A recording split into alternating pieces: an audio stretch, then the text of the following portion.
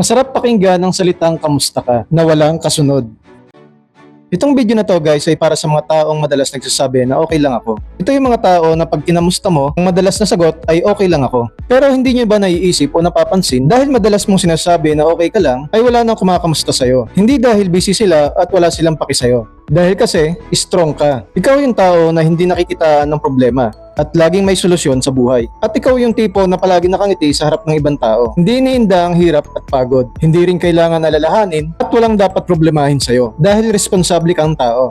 Pero kung minsan, iniisip mo din na magpahinga muna, maglibang at mag-focus sa iyong sarili. Ako na magsasabi sa'yo, hindi ito mali. Gawin mo kung anong gusto mong gawin na makakapagpasaya sa'yo. Dahil deserve mo yan. Kailangan mo rin magpahinga kahit sanay ka na sa mabibigat. Kailangan mo din maglibang para malayo ang isip mo sa mga problema. Kailangan mo din mag-focus sa iyong sarili para sa iyong kalusugan at peace. Lahat ng yan ay deserve mo. Kasi nga, tao ka lang. Tao lang din tayo. Di porket hindi ka nila nakikitang napapagod o nahihirapan, hindi ka na pwedeng magpahinga at maging masaya. Nasa nagdadala lang yan. Tandaan mo, hindi lahat ng solusyon ay pwede ding hindi manggaling sa'yo.